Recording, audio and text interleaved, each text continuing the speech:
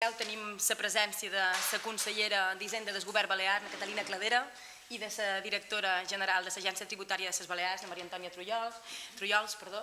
que avui matí han vingut aquí per compartir, junt amb el Consell Insular, unes jornades informatives sobre el procés de recaptació de la llei de l'impost turístic, que, com sabeu, aquest proper divendres, dia 1 de juliol, entra en vigor en quant a el que es refereix al procés que acabo de dir de recaptació dins la primera. Som conscients, com hem comentat a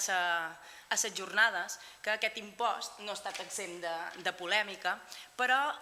crec que ens hem de felicitar tots, i quan dic tots m'ho refereix a tots els ciutadans, els col·lectius, professionals i persones implicades en el procés de redacció i elaboració de la llei de l'impost turístic i del posterior reglament de desenvolupament de la llei, perquè hem arribat a una entesa de, com deia la consellera a la jornada, de justícia i solidaritat social per les illes. Hem de recordar que crec que tots tenim molt interioritzat que la primera activitat econòmica de les nostres illes i de Menorca com a tal és precisament el turisme. I hem de recordar també que un dels missatges que també tenim tots molt interioritzats és que la manera de posar Menorca en el mapa i de seguir competint amb altres destins és a través d'un model turístic de qualitat. I per tenir un model turístic de qualitat necessitem precisament fons per tal que el nostre medi segueixi sent sostenible pels que vivim i pels que vivim del mateix. Per tant, entenem que el subjecte d'aquest impost, que és precisament aquest, fer que el nostre medi sigui sostenible i poder invertir en projectes desestacionalitzadors i preservadors del nostre medi de subsistència, ha de ser precisament un impost que es vegi en positiu. I he de comentar que així s'ha vist a les jornades. Les jornades han estat, la valoració és molt positiva, hi ha hagut molta participació, molt bona entesa, òbviament moltes dubtes posades damunt la taula davant d'un procés que comença i amb aquest missatge d'èxit mos quedam, d'un èxit caut, amb tota la precaució del món, perquè estem començant, però començam remant tots cap allà mateix i això és molt important. Volia agrair la presència de la consellera i de la directora perquè han permès que aquestes jornades siguin, com ben diguem, molt participatives i de gran debat i entesa, i a partir d'aquí senzillament passaria la paraula a la consellera perquè ens expliqui amb més detall quin ha estat precisament el contingut de les mateixes. Gràcies, consellera. Un impost distint, jo crec que és un impost,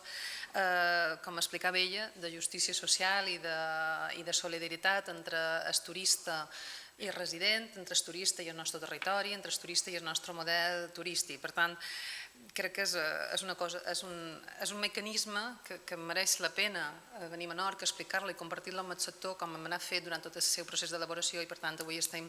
encantats i crec que subscric el que ha dit Susana. Ha estat una jornada molt profitosa on ha vengut molt de sectors implicats i per tant a més han sortit dubtes que nosaltres també hem de seguir aclarint, com a agència tributària és millora contínua, com aquell que diu, i per tant crec que ha estat molt profitosa. Com deia Susana, dia 1 de juliol se posa en el cobro l'impost, per tant també neix totes les obligacions tributàries de la seva liquidació i cobrament, per tant això és el que avui també hem explicat com ho havien de fer els diferents agents. Ha estat un procés, aquest impost ha estat un procés de 9 mesos, especialment d'octubre el govern va començar la seva elaboració de la llei. La llei, després d'un tot un procés d'elaboració, disseny i també de tramitació parlamentària, a finals d'abril va quedar aprovada. Després el govern ha elaborat el reglament, que és el que desenvolupa la llei, i finalment, després de passar el dictamen del Consell Consultiu,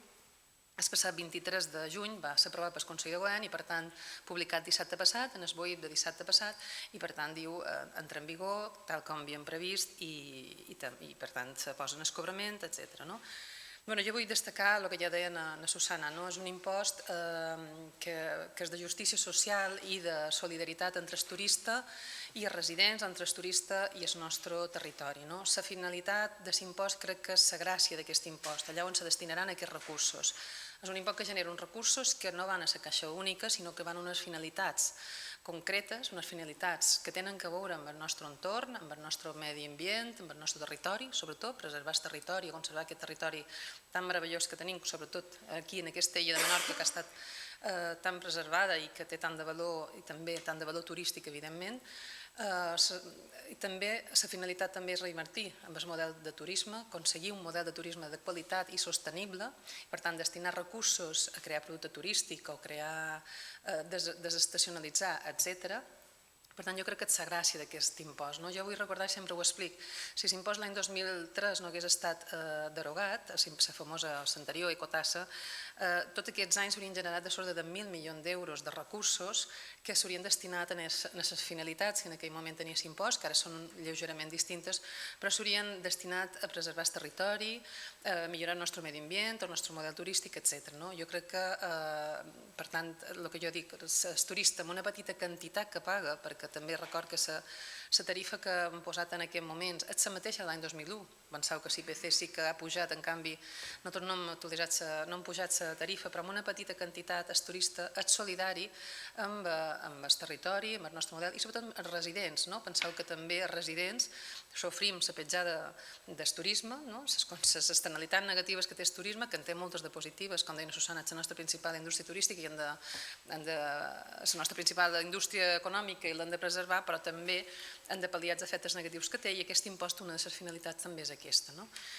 Per tant, posar en valor aquest impost i posar en valor tot el tema de la tramitació. La tramitació ha estat, també comparat amb l'anterior ecotassa, ha estat una tramitació participativa, consensuada, jo crec que molt acceptada, perquè socialment també està molt acceptada. Recordeu que hi ha moltes destinacions turístiques que durant aquests anys s'ha posat, i l'exemple més proper és Catalunya, que va copiar ja el model que teníem d'ecotassa i nosaltres ara també hem aprofitat algunes coses del model català. Per tant, és com deies, un impost o una figura tributària molt acceptada arreu del món i per tant també entenc socialment acceptada a Balears. Nosaltres hem procurat que tant en la tramitació de la llei com de l'impost, com del reglament, com s'ha de dissenyar també la forma tributària, consensuar amb el màxim de sector, amb els sectors implicats, hem escoltat, hem incorporat esmenes en la tramitació, però també s'ha de dissenyar el reglament. La Maria Antònia Trujol, la directora de l'Agència Tributària, s'ha reunit amb molts de sectors implicats per dissenyar un impost el més còmode, per una banda, però també el més a prop del sector, en la realitat del sector. També hem dissenyat un impost que sigui còmode, en la forma de liquidar, en la forma de pagar i també tot per via telemàtica, que avui en dia és el que ha de ser, però que això facilita molt la gestió tant per als que ha de pagar com per als que ha de liquidar l'impost. Finalment, com deia, després d'incorporar les observacions del dictamen del Consell Consultiu, tenim l'impost aprovat i 10 de juny se posarà en el cobro. El reglament, el que ha fet, la darrera tramitació, un reglament de 53 articles, una sèrie de disposicions i una sèrie d'annexes, el que fa és desenvolupar la part tributària de l'impost, que és com ha d'estar, com s'ha de cobrar, etc. I també com regula com ha de funcionar la Comissió d'Impuls de Turisme Sostenible, que serà aquesta comissió que decidirà els projectes que s'han d'executar. És un impost, com deia, diferent perquè té la finalitat, els recursos que s'obtinguin després s'han de destinar a projectes que abans s'hauran de decidir, valorar, decidir entre una sèrie de gent. Ara entrarem en detall. Per tant, tornem a anar, tenim un PowerPoint que explica una mica al principi l'impost. Com veus, aquí hi ha les finalitats de l'impost, que jo crec que s'han anat explicant durant tot aquest procés, però jo recordaré una mica. Són les finalitats, els projectes aquests que hauran de decidir aquesta comissió. Una de les coses que regula el reglament és la comissió d'impuls de turisme sostenible, com vos deia, que el mes de juliol se constituirà i el mes de desembre començarà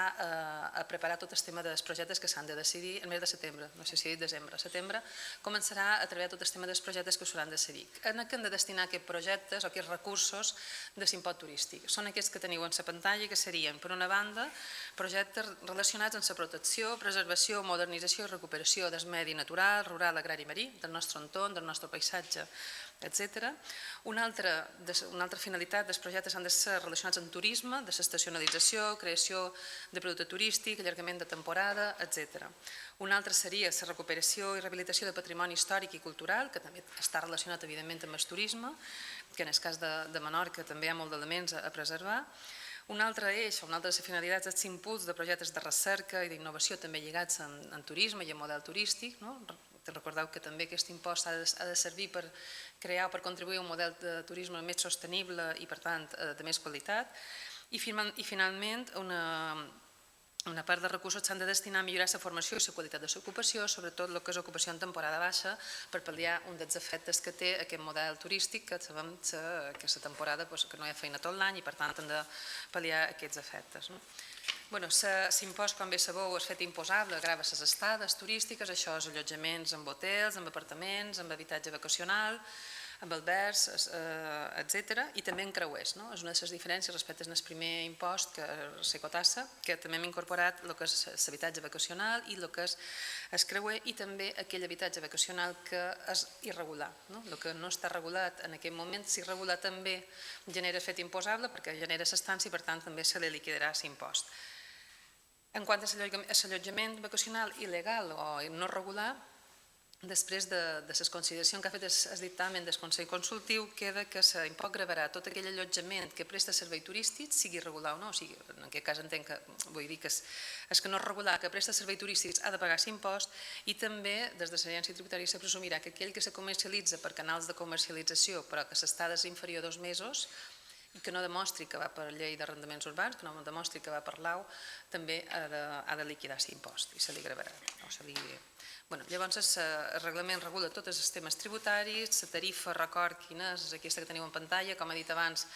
va entre un mínim de 0,5 en el cas d'un alberg o de 2 euros en el cas d'un hotel de 5 estrelles, això és per dia, per estada i per dia, que tot això queda modificat per una sèrie de bonificacions que preveu l'impost, que són dues bonificacions acumulables.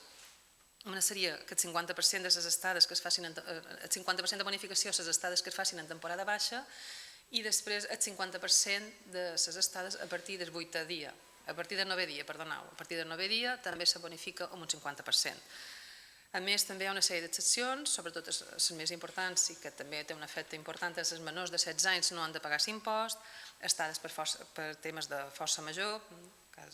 alguns casos que puguin passar, estades per necessitats de salut o estades subvencionades per programes socials de les administracions europees en general. El que fa el reglament regula la forma de pagar l'impost, que són bàsicament dues: estimació directa, que és aquella que se paga per cada estada, que cada estada, evidentment cada estada paga l'impost, però que el liquida l'impost ho fa segons el número d'estades, i això obliga també d'una sèrie de comptabilitat i obligació formal més ampla.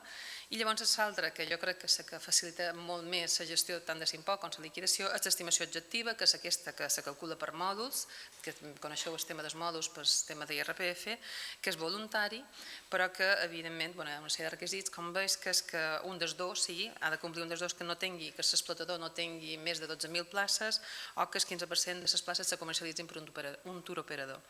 Si compleix un d'aquests dos requisits pot anar per estimació objectiva, que jo dic que és molt més senzill i molt més fàcil de gestionar per l'explotador, i l'únic que passa és que si se renuncia a l'estimació objectiva s'està obligat a anar en règim d'estimació directa 2 anys. Tot això està àmpliament regulat en el decret. Una cosa important a partir d'ara que no s'ha explicat i que sí que ja podem explicar i és necessari explicar és que a partir del mes de juliol l'explotador turístic s'ha de donar d'alta a l'agència tributària per formar part del cens de l'impost. Hi ha uns models, tot això està penjat a la web de SATIP, perquè, com he dit, de l'agència tributària, a més tot se pot fer per via telemàtica, i després hi ha el que és el calendari, que és important també recordar i que, com podeu veure, és molt senzill. El que és amb estimació directa, la liquidació és cada trimestre, com en l'IRPF, un cop ha passat el trimestre, en el mes següent, de l'unes 20 del mes següent se fa la liquidació i després a final d'any, en el gener de l'any següent, se fa un resum anual.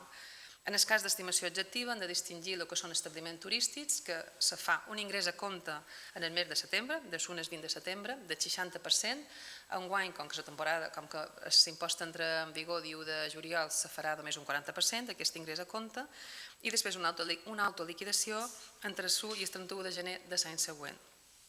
En el cas de l'habitatge vacacional, la liquidació, després de donar-se d'alta el mes de juliol, després només hi ha una liquidació col·lectiva, que és com un padró, nosaltres farem un padró, i el liquidarem en els contribuents entre 1 de maig i 30 de juny de l'any següent, coincidint també en el període de la renta. Els períodes bàsicament coincideixen també en la renta, en la declaració de renta, per facilitar també la gestió i recordar les obligacions que té tothom. Bueno, com deia, tot això se pot fer per via telemàtica a l'agència tributària, aquí hi ha la pàgina web, teniu també un telèfon a disposició per totes les consultes que se puguin fer i en aquests moments també a la nostra web de l'agència tributària està penjada tota la informació, que amb una icona està tot penjat i anem ampliant també en diferents idiomes, etc. la informació. El telèfon és important recordar per la gent que té consultes és el 971 784 352. A més que també anem penjant consultes a la web i estem a disposició dels ciutadans per tot el que necessitin. Després recordar una mica com ha de funcionar la Comissió de l'Impuls de Turisme Sostenible, que com vos deia, des del moment que el reglament o l'impost està vigent, diu de juliol, la podrem constituir aquest mes de juliol. Hi ha diferents agents, diferents representants, el que la composició, recordaré, la composició és membres d'administracions públiques i membres d'entitat privada, serien 7 representants del govern, 4 dels consells insulars, o sigui un de cada consell insular, un representant de l'Ajuntament de Palma, 2 de la FELIP, que és la Federació de Municipis, 6 representants sindicals, 6 representants d'entitats econòmiques, això és CAEP i PIME, 5 representants d'entitats mediambientals o relacionades amb les finalitats de l'impost, això s'ha de determinar per una resolució del conseller de Turisme i la consellera d'Hisenda, i un representant del Consell Agrari Interinsular. Aquesta comissió començarà a funcionar aquest mes de juliol, al mes de setembre ja podrem entrar a decidir com s'han de valorar i executar els projectes que ha de finançar aquest impost i per tant en el pressupost de l'any que ve sí que ja han de veure aquests projectes previstos i s'han de poder executar els projectes que ha de finançar aquest impost. I això seria una mica l'explicació del que és l'impost turístic.